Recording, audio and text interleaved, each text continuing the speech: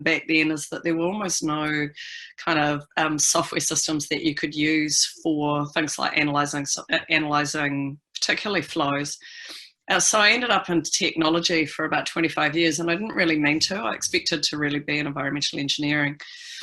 But in the early days, when I wanted to send files of data around, and we're talking here like early 90s, I used an IBM system for email, and it cost me $40 a month, and I could send 40 messages. And if I wanted to send another message, it was $10 a message on top of that. And in those days, that actually seemed like not a bad deal, even though if you look back, it's probably around about $100 a message in today's terms. And then AOL came along, and you can see that AOL grew really fast up to about 2007, and then it started to decline. And I want to mention this because as a math freak, I'm really interested in the shapes of some of these curves. And so you can see here that AOL, and what they did is they killed off that old IBM system I used. So instead of charging $40 a month for 40 messages, they charged $39.95 a month for all I could email. And so I ditched the IBM system and I came over here. But in this period, somebody else was starting to eat their lunch, and it was Gmail.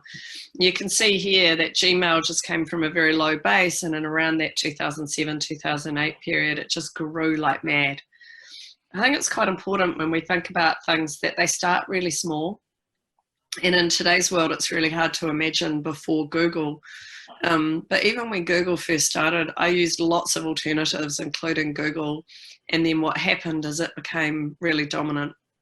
And I think it's important when we look at, we're seeing a slight decline in milk drinking across the Western world. And what we are seeing is we're seeing this rapid increase off a very low base around alternate proteins, alternate milks. But we're seeing masses of them. So we're seeing oat milk and hemp milk and hazelnut milk and, you know, pretty much anything you can turn into a sort of a white liquid, it's being marketed. And it comes off this very tiny base. But what we shouldn't underestimate is that some things can come off very tiny bases and grow quite fast. So I'm not saying that they will become a Google. I'm just saying that it's possible for these disruptions to occur. What are we looking at in this graph, and I promise it won't all be graphs, is that the price of food relative to income has consistently dropped over time since the 1960s.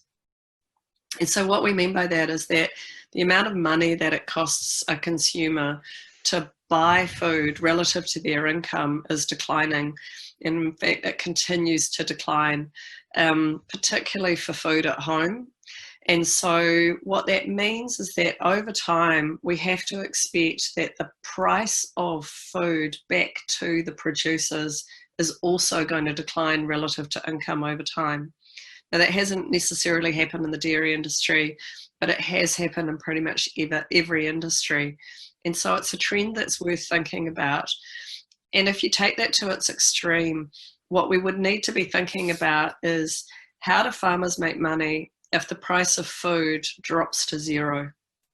Now, I'm not saying that it will drop to zero, but it's a really interesting question to start asking. And I'm going to come back to that question.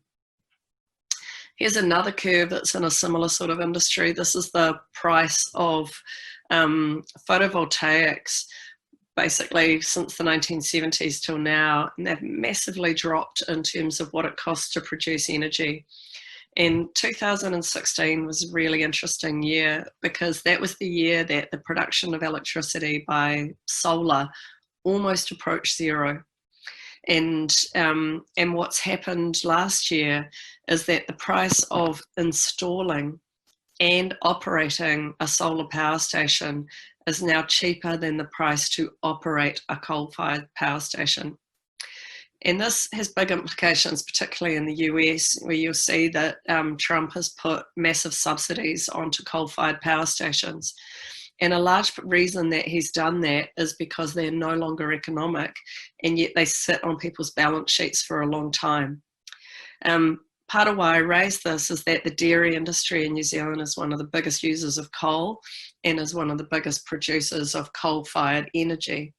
And so what we're seeing is that within a very short period of time, those assets have been written down now on international balance sheets to the point where they see that coal-fired power stations and coal-fired produced energy is declining at a rapid rate in terms of the value that it has on a balance sheet, because solar is so much cheaper, not anymore just to run, but actually to install and run compared to the cost of running coal-fired. Now, Fonterra's obviously announced that they're not going to build any new ones. Synlait has some policies around the future of their coal use. But what I would say is that on one hand, there's the environmental impact, but the biggest one is actually the financial one that is driving the move away from coal internationally.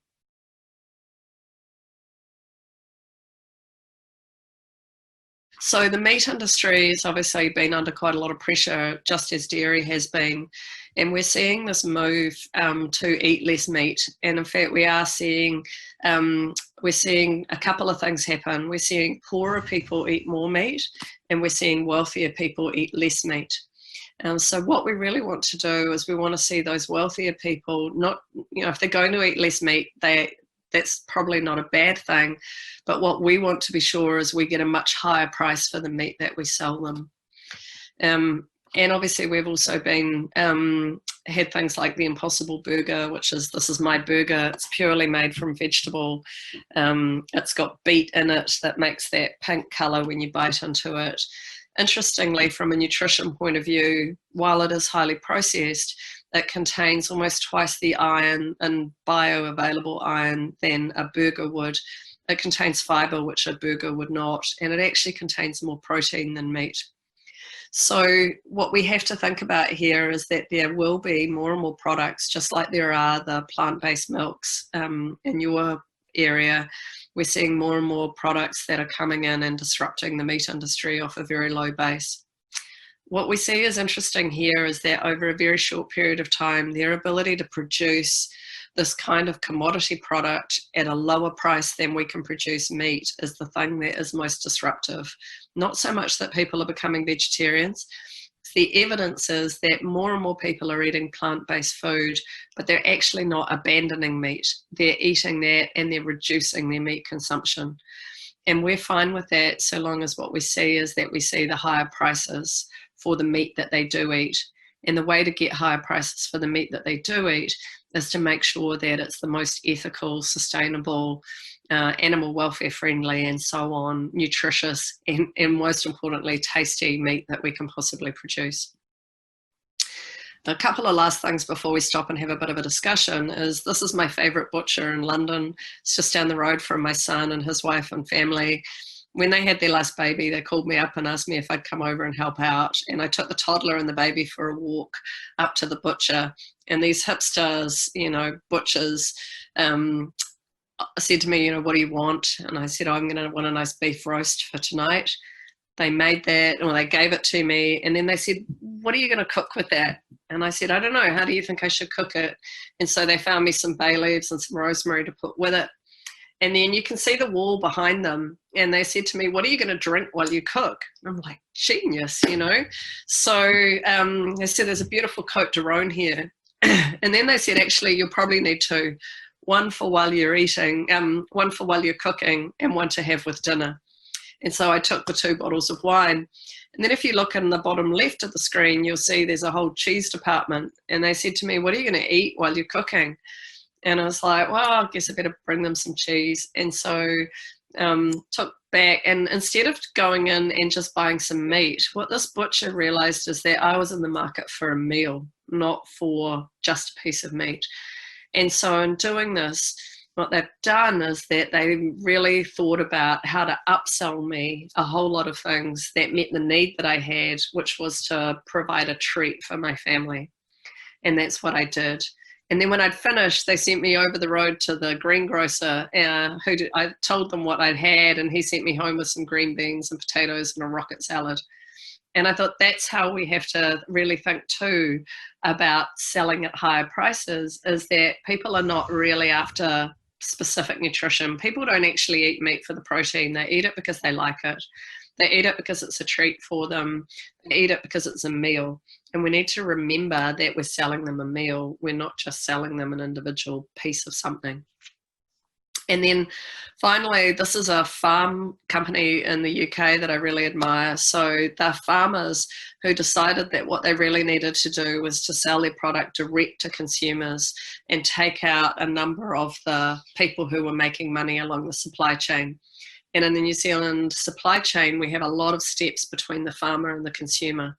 And so here what they've done is that they're selling meat boxes direct, including subscription meat boxes. So you could have this delivered every week if you want, or you can make up a box of what you'd like, or you could just send it as a gift to someone. At Christmas, they do geese and turkeys and all kinds of stuff. But what they're doing is they're retaining as much of that profit from their product as possible on farm.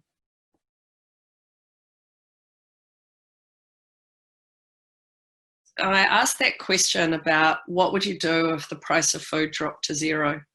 And in the meat industry, there's a few areas that I just want to highlight. So that picture on the top there of someone having an operation, my very first job was on a Saveloy line, and I worked on the meat lines in AFCO and Alliance, and beef heart used to go into pet food or go for rendering. And it was worth just cents a kilo.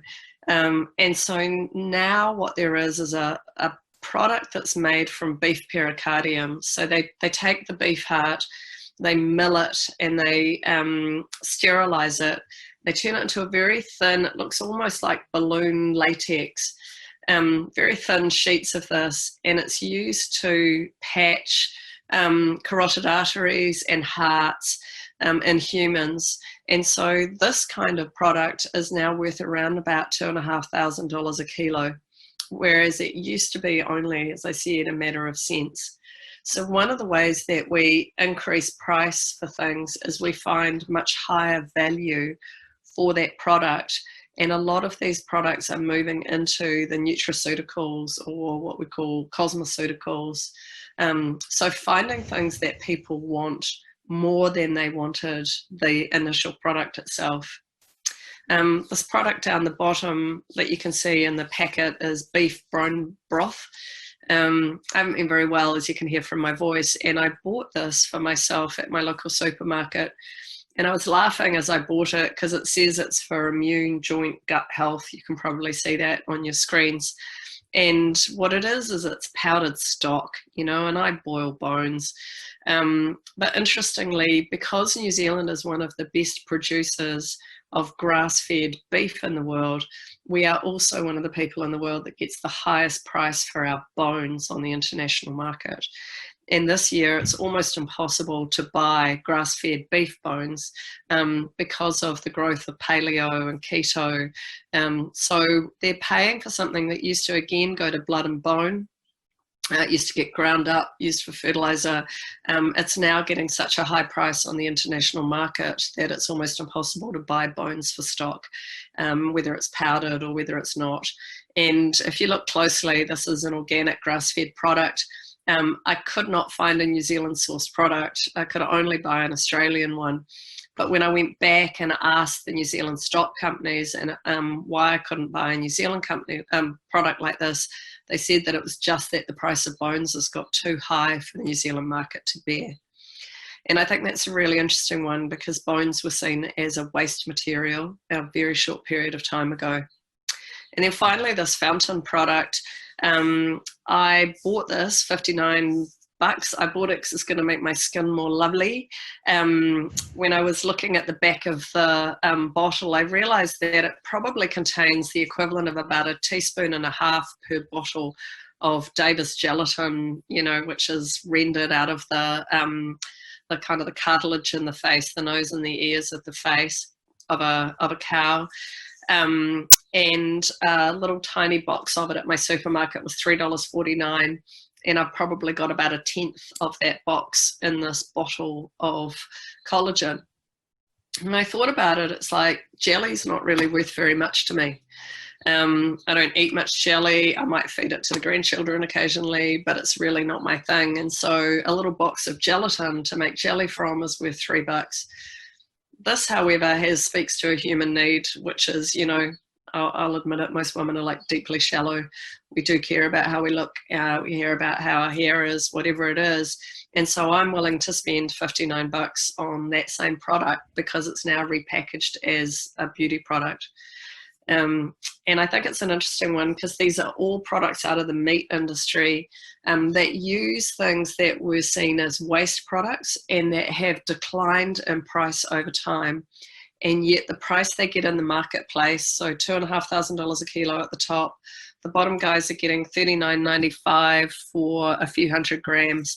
And here, what's basically a couple of teaspoons of collagen is getting $60 in the marketplace. And so this idea of moving up the value chain is where New Zealand has to go in every kind of product that we produce.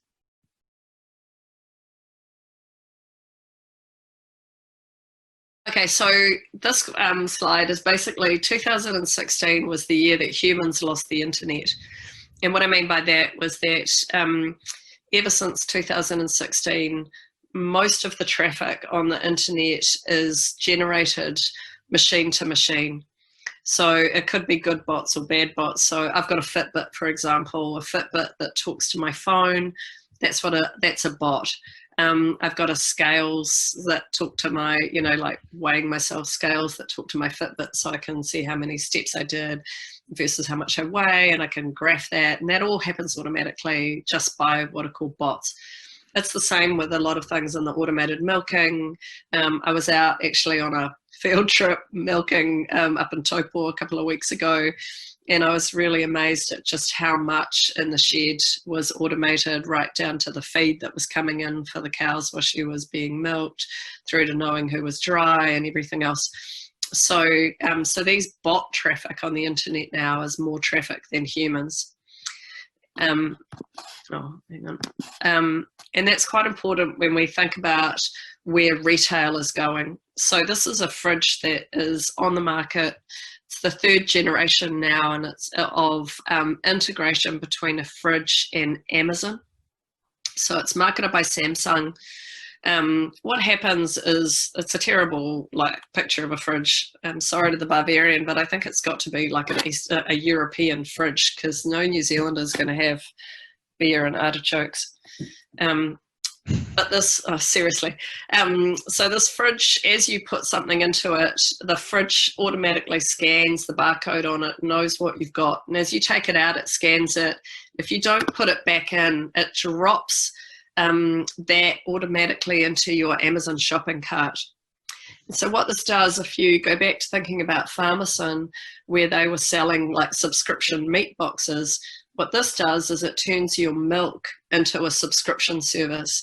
So if I'm used to buying a particular brand of milk or brand of cheese or brand of yogurt, every time I've scanned it in, taken it out, it knows that I want another one of those, and it drops that brand into my shopping cart. Land of Lakes in the US is the most popular brand of butter.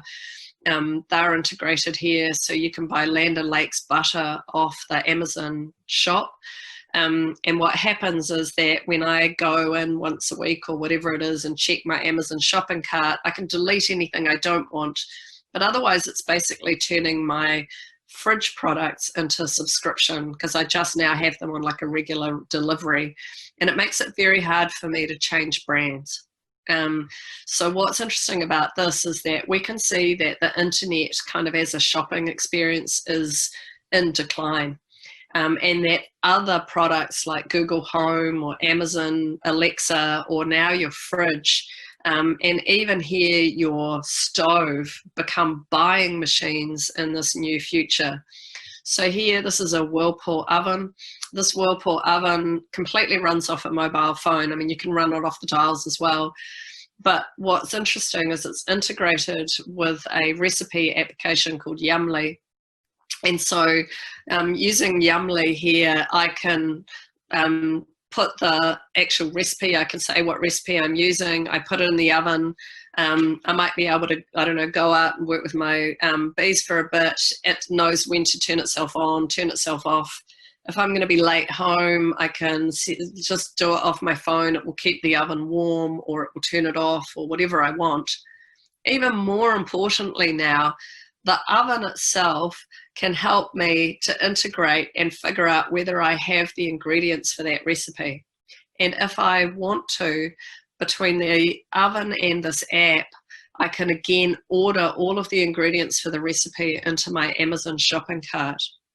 And so you can see that it won't be very long before the oven is talking to my fridge, and they basically have a conversation about whether or not I have those ingredients in my fridge and whether I now want to order them off Amazon. And it all happens in a split second.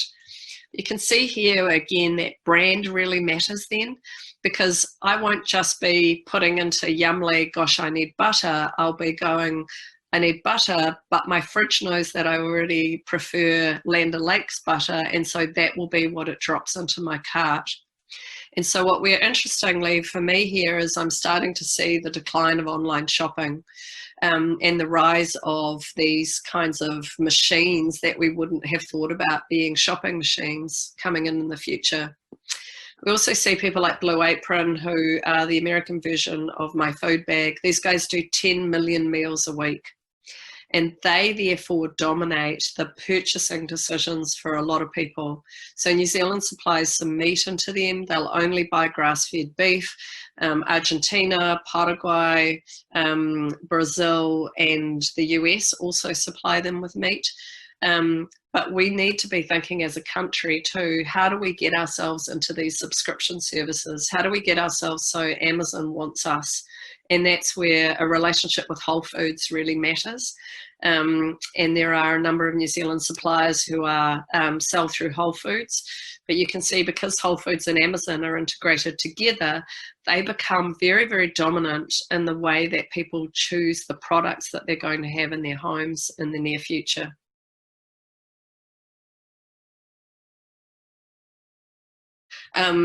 You may not know this, but John Deere is one of the largest investors in autonomous vehicles in the world.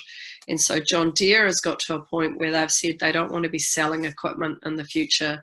What they want is, they just want to sell people by the acreage that they till or reap or sow or whatever it is, so that their plan is not to sell any more John Deere tractors in the future, and purely to have a subscription service where you pay a fee to use the tractor, not to own the tractor, which also has got big implications for all of us in terms of what our asset register looks like, what does our balance sheet look like in the future. And my suggestion here is that the market for secondhand equipment is going to decline in that next 10 years. And we'll see more and more people moving away from owning their own stuff. And I know New Zealanders just love to own stuff, but it's not going to be an economic model in the near future. Actually, I'm just going to move on. This one is where we're seeing kitchens themselves being rented more and more by the restaurant industry, not owning their own kitchens, but renting kitchens. And so all of that equipment being provided by Whirlpool and others as a subscription service rather than something that they own. And this is an interesting. First Light are doing a steak club. So what they're selling into the US is a bit like Farmerson, but they're selling barbecue steak straight into a monthly subscription service in the US. So it can be done.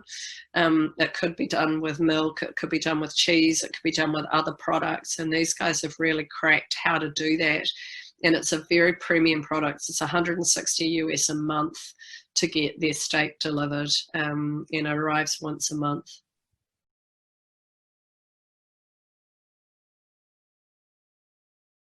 So I mentioned that there were no future facts. I really believe that. Very quickly, I'm going to move into these. So Countdown in New Zealand says that people are declining in their meat consumption. I will expect to see that come through into their dairy consumption in the next few years as well.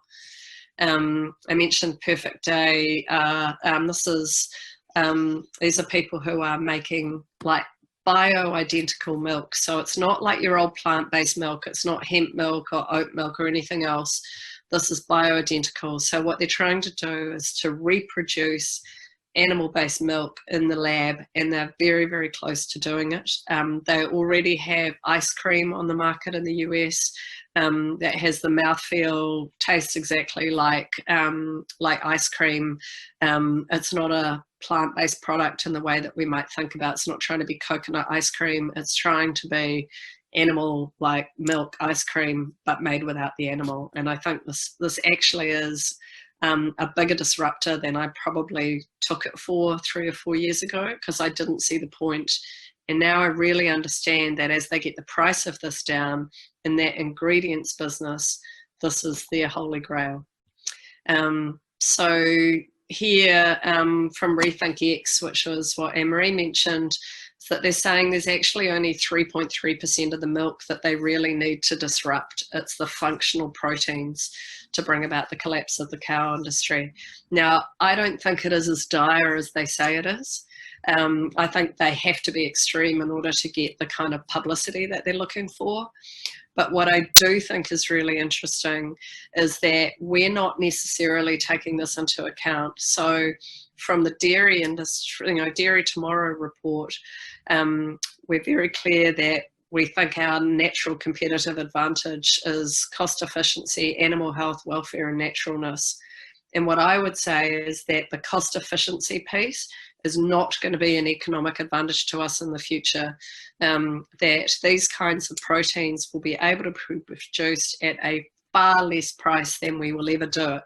And if we want to compete, we're going to have to move away from cost efficiency, away from commodity, and we're going to have to move to thinking about how do we create luxury goods, high-priced things like skin products, like very high-end cheese, things that you cannot reproduce with a commodity product out of the lab. And this is the bit that I think, we most have to think about. Okay, remember those curves from the beginning? This downwards curve that you're seeing here, this is the price of producing fermented protein. And then on the other side, what we're seeing is the price of producing naturally produced casein and whey.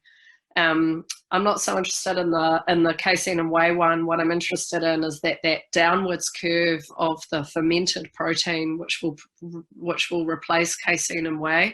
I think that curve is actually really on the money.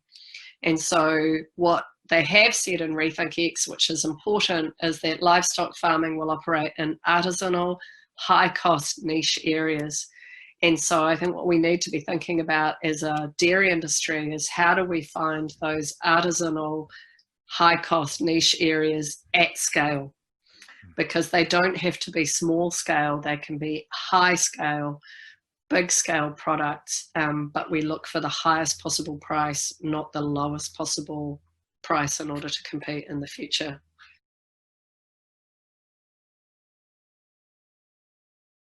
I did a bit of work with Lincoln around, what attracts people to farm.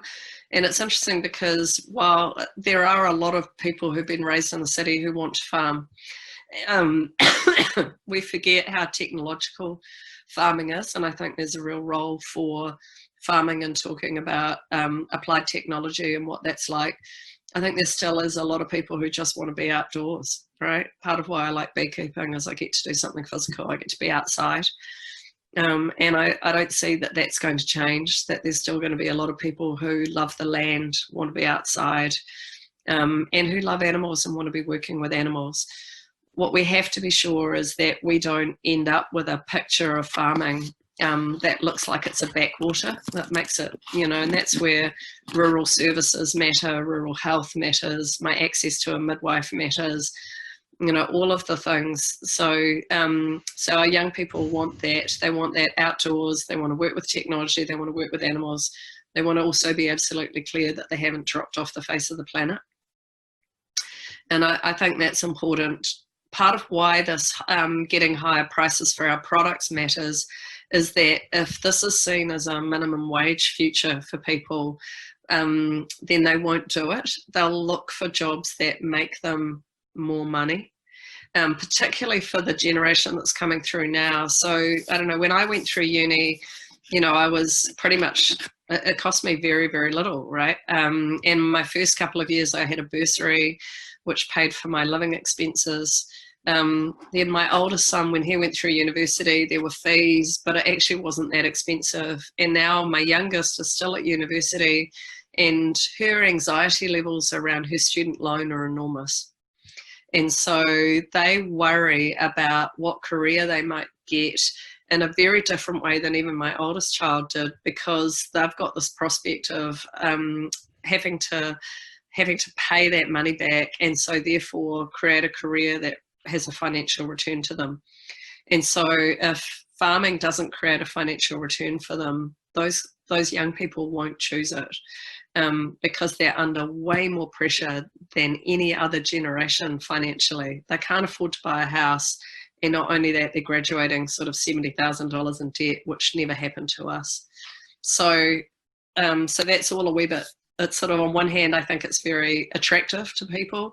On the other hand, if they can't get in and get a decent wage, I think it's going to be really hard for young people to come in at all.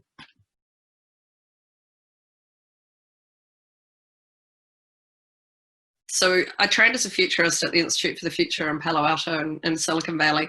And one of the things they really drummed into us, and that I think is completely true, is that there are no future facts. So we can, we struggle sometimes to agree on what happened in the past.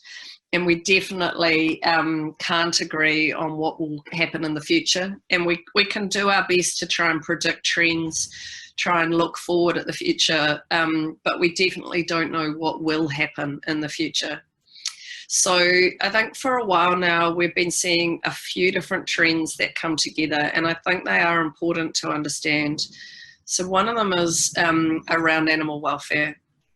And what we're seeing is that increasingly people who live in cities are concerned about where their food comes from. And I don't think that's going to go away. And what we're also seeing is that particularly younger people who are our future consumers, they have more and more concerns about the role of animals in our food supply. So I'm not saying that they're going to abandon meat at all, or that they're going to abandon dairy, but I do think that they have very deeply held and concerns about the meat and dairy industry. One of those areas that I think we have to address is the bobby calf issue. And I know, from the meat side, we're as concerned about that. And I think that more and more as consumers come to understand that our dairy industry can't at the moment succeed the way it does without the production of bobby calves, I think we have to link up with the meat industry and make sure that we develop a strong veal industry. And I don't believe that people are going to abandon eating meat, but I do believe they're going to treat meat like more of a treat. So that means that they're going to be willing to pay higher prices for high quality meat, good tasting meat. And so, but I do think that they're going to eat a lot less meat than they currently do, The other one is that I believe that milk consumption is going to decline, particularly in the West. And that milk consumption doesn't necessarily mean the decline of dairying. We're not seeing any decline in yogurt consumption. We're not seeing any decline in cheese consumption. So I believe that those kinds of products are still going to be wanted, but the ones that are going to be wanted are going to be the ones that are the highest ethical values. So people will differentiate between the kind of organic, grass-fed, outdoors, free range, all of that stuff, versus what they see, particularly in the US, as factory farming, which is what they're rejecting. So that's just a mega trend. Another mega trend that we're seeing is that, and this is where I think the biggest concern is for the New Zealand industry, is that fermented protein is able to replace whey and casein in the ingredients industry within a very short period of time at a very low price. And that's the bit that's probably worrying me the most out of what's called that Rethink X report, is you know, what do we think about doing with whey and casein in the future when there's such an important revenue source to New Zealand? And I don't know what the answer to that is yet, and I'm certainly having lots of conversations internationally about it. But when I first saw the sort of fermented milk products, so this is, for everybody else, this is a new production process for making almost bioidentical milk without using cows. And Fonterra has invested into this, into international companies making these products, mostly in order to learn from them. But I'm most concerned about disruption in the ingredients market than I am in the processed milk market.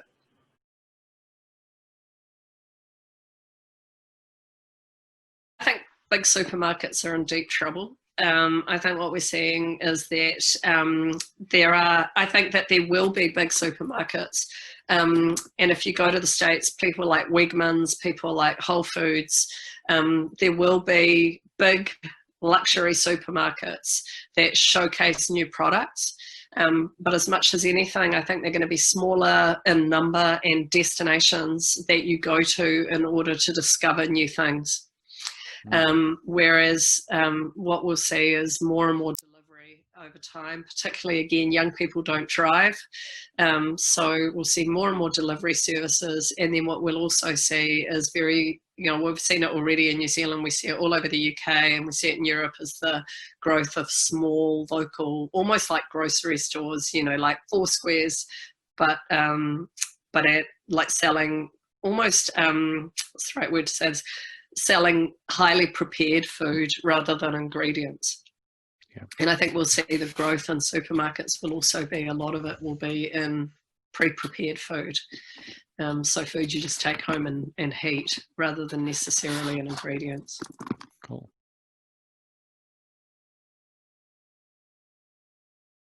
I think what we're seeing around GM is a couple of really interesting things going on at the moment. So one of them is that people will tolerate GM if they can see a very clear benefit to them. And that's where, like, the Impossible Foods burger has a genetically modified yeast in it. And people don't mind that genetically modified yeast because what it does is it binds the iron and it increases the nutrition of that. And so for specific reasons, people will support genetic modification.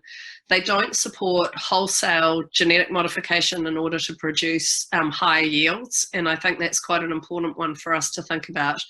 The other area that we're seeing is that we're seeing much more maturity in the debate. And so we're seeing that people will are not a lot, they're not worried about gene editing. So CRISPR technology, they're not worried about that, where it's taking a gene and tweaking it. They are very worried about transgenics, so taking a gene from one species and putting it into another. And they're also really worried about wholesale genetic modification of plants in the wild. So whether that's to give it Roundup resistance or whether it's any of those, people do not want those in their food chain. So at this point for New Zealand, if we want to get those high prices, we want to keep genetic modification out of our food chain. However, if what we wanted to do was we wanted to say, you know what, we don't believe in that. We think that the best way to beat these alternate proteins is to be the cheapest possible in the world, then that's where genetic modification might be something that we're after. But I would strongly counsel against it. And we're not talking here about science, we're talking here about, do we want to sell products that our customers are willing to pay high prices for? And at this point in time, other than very specific benefits to customers, they're not willing to pay high prices for genetic modified food. And I think that's what we have to listen to.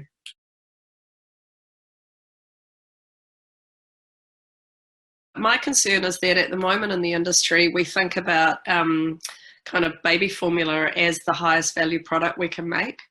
And I truly think that it's not innovative enough for what we need to do going forward. And so I think we do, as an industry, we have to be investing and thinking about, what are the cosmetic, applications.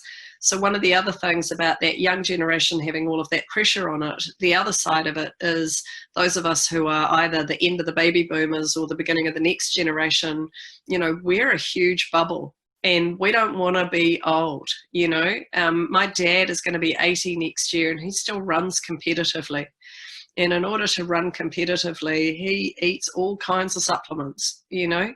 And I see those baby boomers, they don't want to die like having not used up their whole lives, you know. My grandparents at 80 were old. My parents at 80 are still traveling the world doing all sorts of stuff. And so I think we also have to be thinking about particularly that boomer generation who've got money, who you know, want to be active. What are the kinds of products we can be selling them? And that's where a lot of this cosmetic stuff works, as well as supplements. You know, what can we be giving them that are functional foods, that are, kind of, whether it's skin products or joint products or other products. And we have to be thinking a lot about those.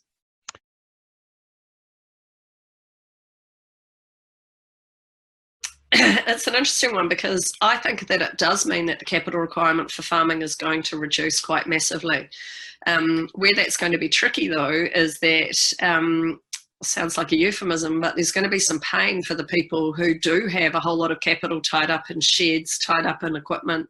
So I think sheds are going to become sheds as a service, tractors as a service, and we're talking 10 years, right? You know, so yeah, so I think that the costs of getting in are going to be lower, but I think there's going to be some write-downs of current assets, and that's going to be very painful to the banks and painful to the baby boomers in particular who have got all of their asset on farm. Well, thanks everyone. Yeah, it was the first time I've ever done one of these, so you guys were awesome. Thanks so much.